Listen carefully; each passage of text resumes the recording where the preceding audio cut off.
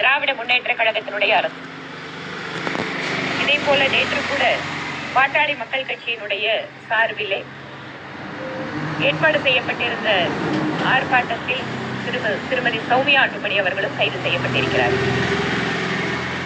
தமிழகத்தில் பெண்ணுரிமை இருக்கிறது, சமூக நீதி, திராவிட மாடல் என்பதே பெண்ணுரிமையை காப்பாற்றுவதற்காக என்று சொல்லிக் கொண்டிருக்கக்கூடிய திராவிட முன்னேற்ற கழகத்தை சார்ந்தவர்கள், ஆளுகின்ற அரசை சார்ந்தவர்கள் இன்று ஒரு பெண்ணுக்கு எதிராக நடந்த கொடுமையை கண்டித்து அதற்கு நீதி கேட்டு ஜனநாயக வழியிலே நடத்தப்படுகின்ற ஆர்ப்பாட்டங்களை நசுக்க முற்படுகிறார்கள்.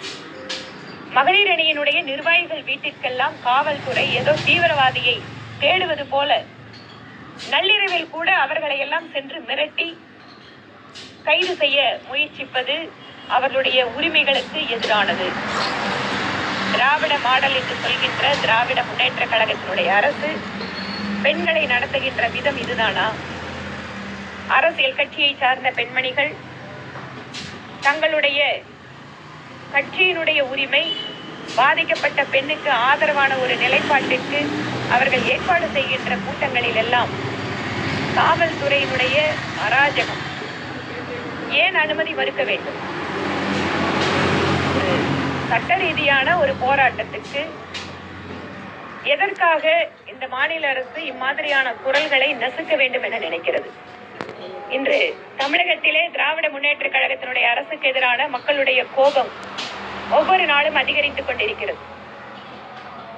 ஒரு மகளிர் பேரணியை நடத்த விடாமல் செய்வதன் காரணமாக மக்களுக்கு இந்த தகவலை மறைத்து விடலாம் என்று நினைத்தால் எரிகின்ற நெருப்பை போர்வையால் மூடுவதை போன்றது. அதனால் மாநிலத்தினுடைய மரியாதைக்குரிய முதலமைச்சர் திரு மு.க. ஸ்டாலின் அவர்கள் நடத்துவது திராவிட மாடல் ஆட்சி என்று மூச்சுக்கு மூச்சு சொல்லிக் கொண்டிருப்பவர் எதற்காக இந்த மகளிருடைய போராட்டங்களை எல்லாம் இம்மாதிரி காவல்துறையை வைத்து நசுக்க பார்க்கிறார்? முற்றிலும் ஜனநாயக விரோதமான இந்த செயலை நாங்கள் கண்டிக்கிறோம். ஏற்கனவே தமிழகத்தினுடைய மாநில தலைவர் அறிவித்திருந்தார், மகளிர் பேரணி மதுரையிலே இருந்து துவங்கும் என்று. அதற்கு பின்பாக அந்த பேரணியில் வருபவர்களை நானும் முன்னாள் ஆளுநர் திருமதி தமிழிசை சவுந்தரராஜன் அவர்களும் அவர்களை நாங்கள் ரிசீவ் பண்ணணும். அதற்கு பின்பாக மறுத்தால் கவர்னரிடம் முறையிடுவோம் என ஏற்கனவே அறிவித்திருந்தோம். அதே போல இப்போது மகளிர் பேரணியில் கலந்து கொண்டவர்களை எல்லாம் கைது செய்திருக்கிறது காவல்துறை. இதை கண்டித்து நாளை தமிழகத்தினுடைய ஆளுநரை சந்திக்க திட்டமிட்டிருக்கிறோம். இந்தியாவிலே பெண்கள் மற்றும் குழந்தைகள் பாதுகாப்பு தமிழகம் முன்னணி மாநிலமா திகழ்ந்து வருவதா சட்டத்துறை அமைச்சர் கருத்து தெரிவித்திருக்காரு. அதே போல பாத்தீங்கன்னா தமிழகத்துல பெண்கள் மற்றும் குழந்தைகள் பாதுகாப்பு எந்த ஒரு சமரசம் என்று இந்த திராவிட மாடல் ஆட்சி செயல்பட்டு வருவதாகவும் அமைச்சர் ரகுபதி சொல்லியிருக்காரு.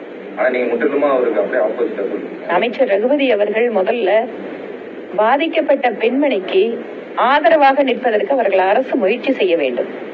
நீங்க நினைச்சு பாருங்க, சமுதாயத்தில் பாதிக்கப்பட்ட பெண்மணிகள் காவல்துறையை சுதந்திரமாக அணுக முடியுமா?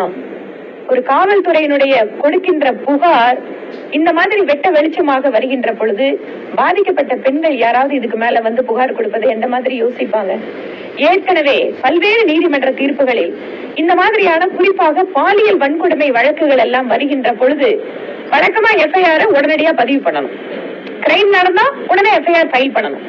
ஆனா பாலியல் வன்கொடுமை வழக்குல மட்டும் நீதிமன்றங்கள் என்ன பார்ப்பாங்கன்னா, அந்த பெண்மணியினுடைய சூழல், அந்த குடும்பத்தினுடைய மனநிலை, சமுதாயத்தில் இதனால் ஏற்படுத்துகின்ற தாக்கம் அப்படிங்கறதால பாலியல் வன்கொடுமை வழக்குகளை பொறுத்தவரை காலதாமதமாக ஒரு முதல் தகவல் அறிக்கை பதிவு செய்தால் கூட அதை சட்டம் ஒத்துக்கொள்ளும். அப்படின்னா என்ன அர்த்தம்?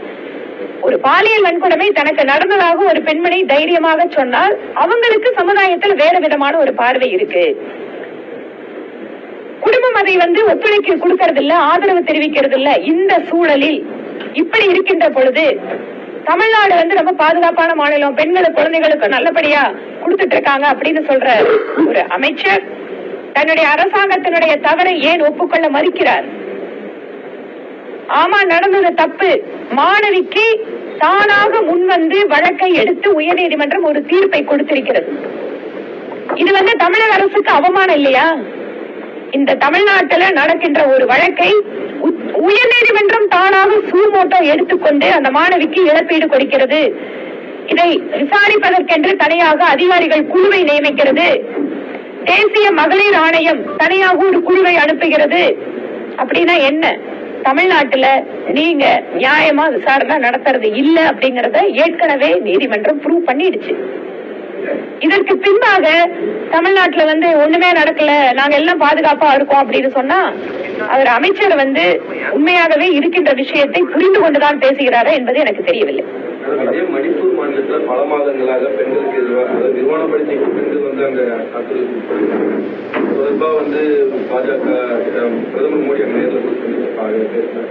தமிழ்நாட்டுல ஒண்ணுனா உடனே அண்ணாமலை காந்தியடி போராட்டம் அப்படின்றதெல்லாம் அதே புதுச்சேரியில கூட ஒரு சிறுமி பாலியல்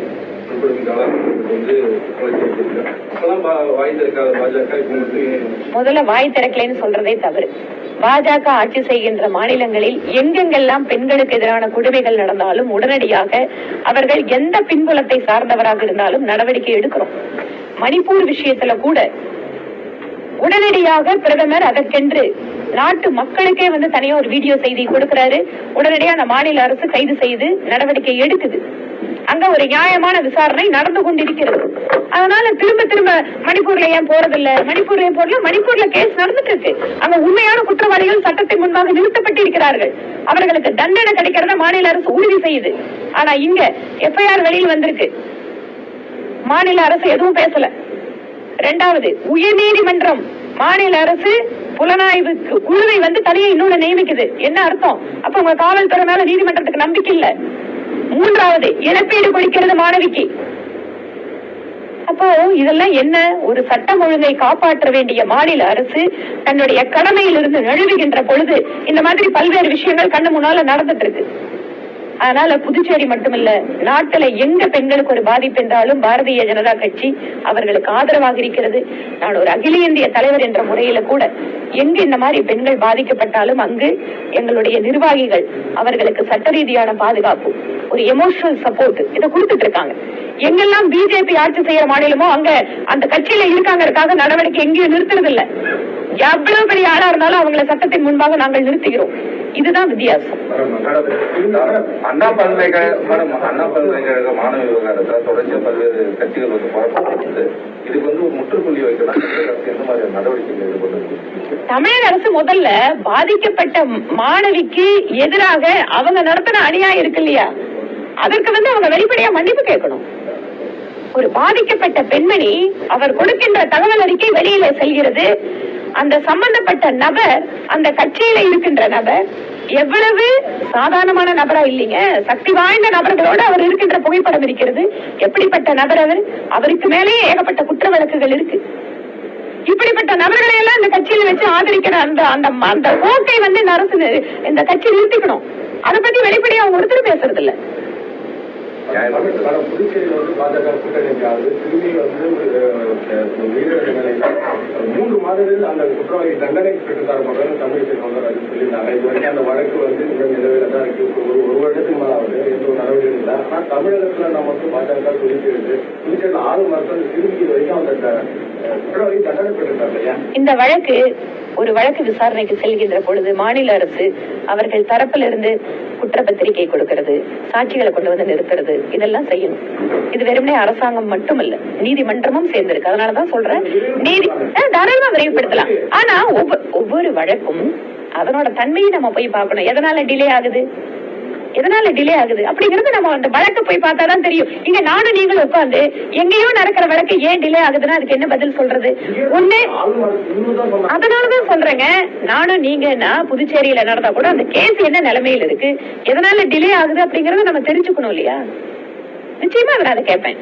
உள்துறை அமைச்சரை சந்திக்கும் போது நிச்சயமாக அந்த வழக்கை விரைவுபடுத்துவதற்கு நான் முயற்சி எடுப்பேன். அரசியல் கட்சி பெண்களின் பாதுகாப்பு மற்றும் ஃப்ரீயாக இருக்கிறவர்கள் அரசியலாகலாம் சொல்லிட்டு உயர்நீதிமன்ற நீதியரசர் நான் பெண்களுடைய பாதுகாப்பு, அவர்கள் தொடர்புடைய வழக்குகளில் அரசோ அல்லது சமூகம்னு சொல்றது உங்களோட இருக்கக்கூடிய மீடியாக்களும் சேர்த்துதான் சொல்றேன்.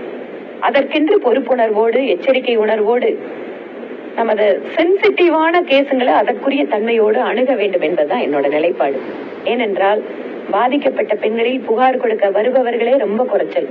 அதற்கு பின்பாக ஒரு நீதிமன்றத்தில் வழக்கறிஞராக பணியாற்றிய அனுபவத்திலையும் சொல்றேன், சாட்சி சொல்ல வருபவர்கள் கூட இந்த மாதிரி வழக்குகள்ல வந்து தானாக முன் வந்து ஒரு சாட்சி சொல்றதுக்கு யோசிக்கிறாங்க, தயங்குறாங்க. ஒரு வழக்கை நம்ம போட்டுறோம், அந்த நீதிமன்றத்துக்கு போனதுக்கு பின்பால இருக்கின்ற சிக்கல்களையும் நம்ம பார்க்கணும். அதனால் இது ஏதோ ஒரு அரசு, ஒரு சம்பந்தப்பட்ட ஒரு குறிப்பிட்ட நபர் அப்படிங்கறத தாண்டி நம்ம எல்லாருக்குமே பொறுப்புணர்வு இருக்கு. ஆனால் அந்த பொறுப்புணர்வு அரசுக்கு மிக அதிகமாக இருக்க வேண்டும். பாஜகனால வந்து ஆன்லைன்ல அபியூஸ் ஆனதுன்னு சொல்லிட்டு நேற்று தினம் காங்கிரஸ் எம்பி ஜோதிமணி வந்து ஒரு கருத்தை தெரிவிச்சிருக்காங்க. அது நீங்க எப்படி பாக்குறீங்க? நான் வந்து இந்த ஆன்லைன் புல்லிங், ட்ரோல் இதெல்லாமே வந்து இந்த ஆண் பெண் எந்த வித்தியாசம் இல்லைங்க. இன்றைக்கு வந்து ஒவ்வொரு நபர்களுக்குமே இந்த ஆன்லைன் புள்ளி பண்றது, ட்ரோல் பண்றது, அவங்கள வந்து மன ரீதியான உளைச்சலுக்கு ஆளாக்குறது அல்லது உண்மைக்கு புறமான ஒரு செய்தியை மிக வேகமாக பரப்புவது, இது வந்து இங்க அங்க நல்லா இல்ல. ஒரு விஷயம் நடக்கும்போது அதுக்கு கவுண்டர் அப்படின்னு சொல்லி இன்னொன்னு வருது. நான் சொல்றேன் நான் எந்த நேரமா இருந்தாலும் சொல்றேங்க, எந்த நேரமா இருந்தாலுமே குறிப்பாக பெண்களை வந்து அவர்கள் மீது வைக்கின்ற விமர்சனம், அவர்களுக்கு பாதுகாப்பு கொடுப்பதற்கு ஒரு சட்டம் இருக்கிறது. அந்த சட்டத்தை யார் மீறினாலும் தவறுதான்.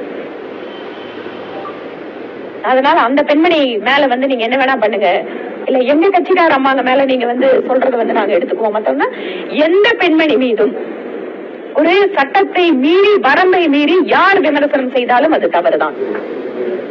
அமைச்சர் துரைமுருகன் வீட்டுல வந்து இடி ரைட் நடக்குது. இந்த நேரத்துல வந்து தலைமைச் செயலகத்தை முதலமைச்சர் போய் சந்திச்சிருக்காரு. அங்க கூடுதல் பாதுகாப்பு, போலீஸ் பாதுகாப்பு நீங்க எப்படி மேடம்? இடி அமலாக்கத்துறையினுடைய நடவடிக்கை என்பது அவர்களுக்கு கிடைக்கக்கூடிய ஆதாரத்தை வச்சு செய்யறது.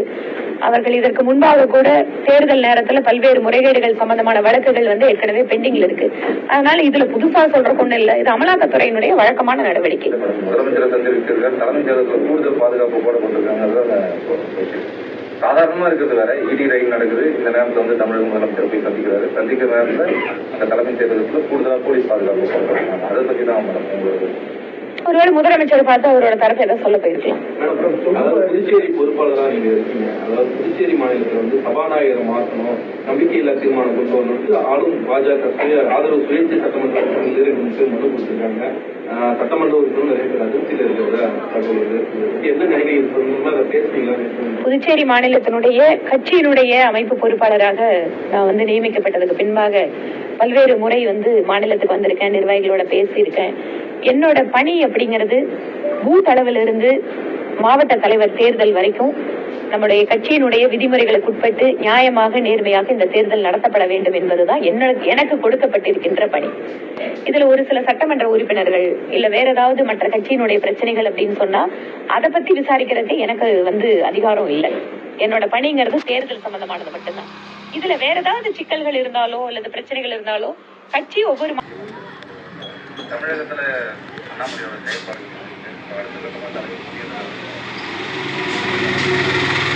நிறைய கேள்விகளை உள்ள வச்சு கேட்கிறீங்க. தமிழகத்தில் கட்சியினுடைய செயல்பாடு மிக சிறப்பாக இருக்கிறது. அகில இந்திய தலைவராக நான் என்னுடைய வேலையை செய்து கொண்டிருக்கிறேன். அண்ணாமலை அவர்களுடைய செயல்பாடுகள் மிக சிறப்பாக இருக்கிறது. கட்சியினுடைய தேர்தல் புதுச்சேரியில் நடக்கிற மாதிரியே தமிழகத்திலேயும் இப்பதான் வந்து மண்டல அளவுல, மாவட்ட அளவுல நடந்துட்டு இருக்கு. மாநில தலைவருக்கான தேர்தல் அதிகாரிகளாக நேற்று 37 பேர் அதிகாரிகள் நியமிச்சிருக்காங்க. அதனால இதெல்லாம் ப்ராசஸ் நடந்துட்டே இருக்கு. இதுல வந்து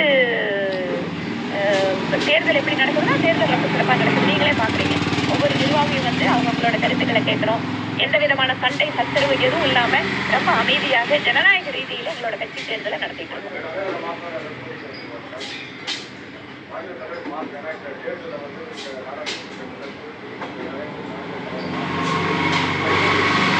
நான் வந்து எங்களோட இல்ல தமிழ்நாடு இல்ல புதுச்சேரி தான் சொல்றேன். நான் வந்து இங்க வந்து தேர்தல் சம்பந்தமான கருத்து கேட்கின்ற பொழுது அதையெல்லாம் பத்திரிகைகளை சொல்லணும்னு நான் வந்து விரும்புறதில்லை. ரெண்டாவது அப்படி சொல்லவும் கூடாது. நான் என்னுடைய கவனத்திற்கு வரக்கூடிய தகவல்களை கட்சியினுடைய தலைமைக்கு தெரிவிப்பது அப்படிங்கறதா என்னோட வேலை. ரொம்ப நன்றிங்க.